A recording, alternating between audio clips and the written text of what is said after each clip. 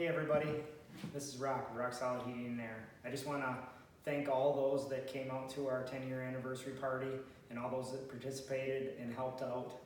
Again, I really appreciate everything you guys all do for us here at Rock Solid, and humbly thank you all again for everything you've been for us. Congratulations to those that won some of the prizes. I hope they enjoyed them. We had a good time giving them out and enjoyed everything that everybody did for us. I want to kind of just touch base with everybody here today on moving forward through the AC season. Some people that might not even know what exactly it is that they have in front of them or why it's there. Again, it's not to do anything here but educate you guys on some of my opinions. I don't take my word for everything, but here's why we're doing this. In your home, some of you are going to notice that you have what's called high-low returns. A return is actually where the air is drawn back to the furnace, through the filter, past an air conditioning coil, and then out through the supply duct, which is usually a floor vent that blows out is called a supply. A return is where it's drawn in. A quick way to test this out is just take a piece of toilet paper and hold it in front of your register, and if it sucks it in, it's called a return. If it blows it out, it's called a supply. The reason that we have high-low returns, not every house has this. Don't feel bad if you don't have them. As far as high-low, you'll have a return in every house, but whether you have a high-low, I'm not sure. But those of you that have a high-low, what it's designed to do, the reason it's there is through the future and education of the HVAC guys and how air conditioning works is we remove heat from your home is how air conditioning works. We don't add cold air to it, we remove heat from it. By doing this, we would place a low return and a high return. The low return in place would suck the cold air off the floor in the wintertime, get reheated, and then blown out through the supply ducting. In the summertime, however, if you have a high-low return, you're going to find that they should have a damper. Not all of them do, and that's fine as well. They should have a damper. My theory is if it has a damper on it, most likely it's probably in the wrong position anyway, because a lot of people don't even understand why. And this is what we're going through today.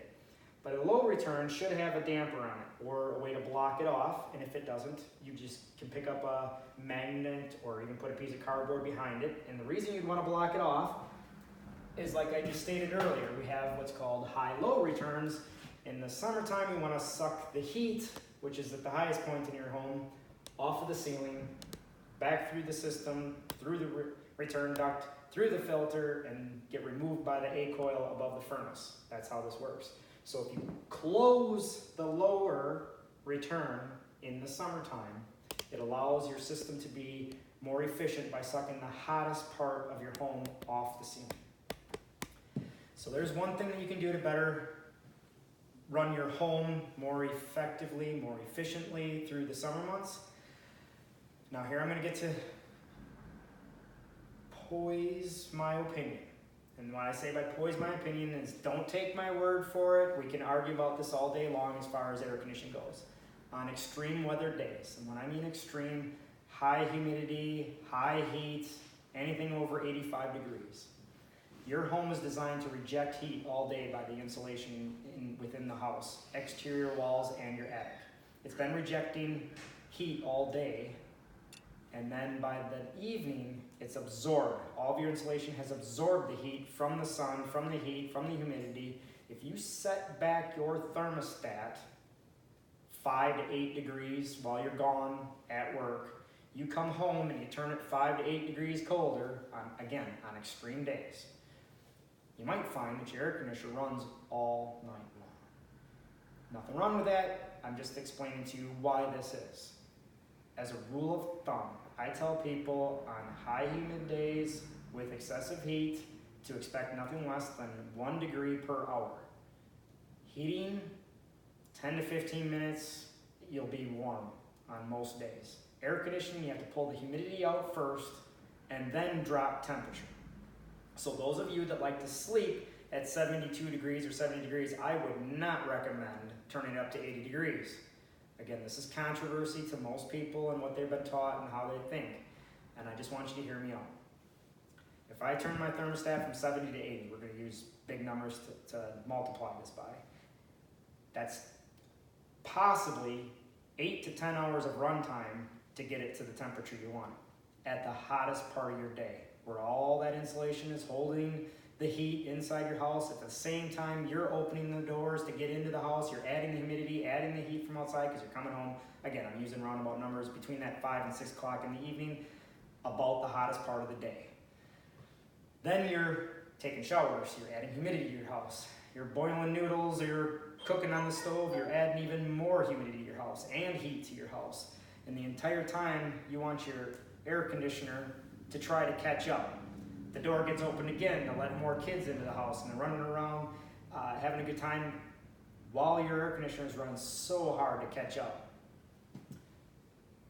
The other thing that you've done by changing your temperature from 70 to 80 during the day is the humidity that you don't see. It has nothing to do with where the thermostat reads and how it works, but that humidity is climbed.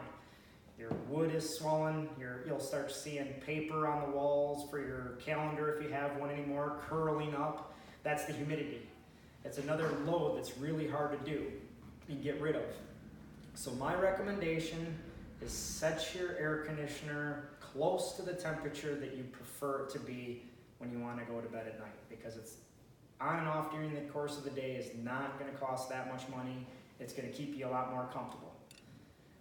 Again, my opinion, you guys do whatever it is that you want to do. This is my 2 cents. The other thing to consider is at this time of year, there's a lot of cottonwood, especially right about now. I've been noticing as I've been driving through town that the cottonwood is high. That plugs up your air conditioning coil outside. So remember, just be conscious of these things happening. It's taking a lot longer to cool your home. It could also be that it's packed full of cottonwood outside. If you have any questions or want to address any of my opinions to me, please give us a call here at Rock Solid Heating and Air, and I'd be glad to go over with you. Thanks again and have a great day.